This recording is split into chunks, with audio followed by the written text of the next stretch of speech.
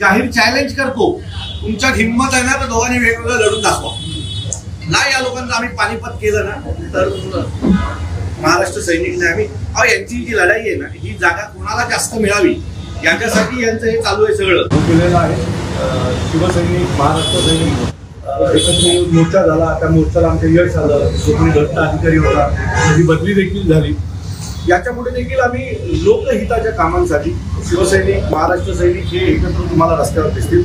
युती आघाडी, मी नेहमी सांगतो, युती आघाडीचा निर्णय सन्माननीय राजसाहेबांचा आहे. सन्माननीय राजसाहेब जो आदेश देतील, आम्हाला ज्यांच्याबरोबर जायचंय, शिवसेनेबरोबर जायचंय, तर शिवसेनेसोबत जो काही आदेश असेल तो साहेबांचा. पण आता ह्या क्षणाला आम्ही एकत्र काम सुरू केलेलं आहे. आणि आमची जी काही गणित आहेत, जी मागच्या विधानसभेची गणित आहेत, लोकसभेची गणित आहेत, जर ईव्हीएमचा घोटाळा झाला नाही तर संजय राऊतांनी जो काही 75 आकडा काढलाय, तो शिवसैनिक, महाराष्ट्र सैनिक आणि राष्ट्रवादी शरदचंद्र पवार गटाची आमची टीम असे सगळे मिळून आम्ही 75चा आकडा पासतो. पण राष्ट्रवादी काँग्रेस सुद्धा सोबत असते.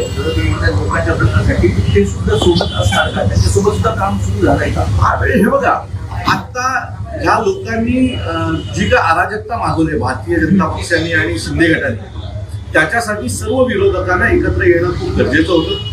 ठाण्यात भीतीचं वातावरण होतं, दहशतीचं वातावरण आहे, भ्रष्टाचाराचं वातावरण आहे. संपूर्ण आमच्या ठाणे जिल्ह्याला आज भ्रष्टाचाराची राजधानी म्हणून पाहिलं जात आहे. सो या सगळ्या गोष्टी जर आम्हाला पुसायच्या असतील तर आम्हाला एकत्र येणं गरजेचं आहे. आणि त्या दृष्टीने काम आम्ही सुरू केलेलं आहे. निवडणुकीला कसं एकत्र यायचं याच्या बाबतीतले आदेश सन्माननीय राजसाहेब एकत्र येत आहे. पण भाजप आणि शिंदेची शिवसेना ते मात्र सोबळ्याची भाषा करतात. भाजप टप्पा भाजप ठाण्यामध्ये आहे. पण तुम्हाला सांगतो, हे जर वेगवेगळे लढले तर यांचं आम्ही पानिपत करू.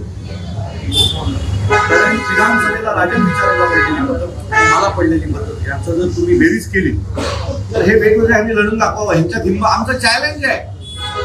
आम्ही जाहीर चॅलेंज करतो, तुमच्यात हिंमत आहे ना तर दोघांनी वेगवेगळं लढून दाखवा ना. या लोकांचं आम्ही पानिपत केलं ना तर महाराष्ट्र सैनिक नाही आम्ही.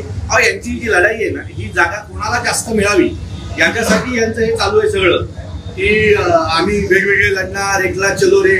हिंमत नाही आहे. यांच्या कार्यकर्त्यांना विचारा, ह्या आमच्या आत्ताच्या झालेल्या जो काही कॉम्बिनेशन आहे त्याच्या विरोधात एकटे लढायची यांची हिंमत आहे का? त्यांची हिंमत नाही आहे. जे लोकसभेला झालं ना संपूर्ण महाराष्ट्र, ते ज्या वेळेला महानगरपालिकेला संपूर्ण महाराष्ट्रात झालं मला दिसत.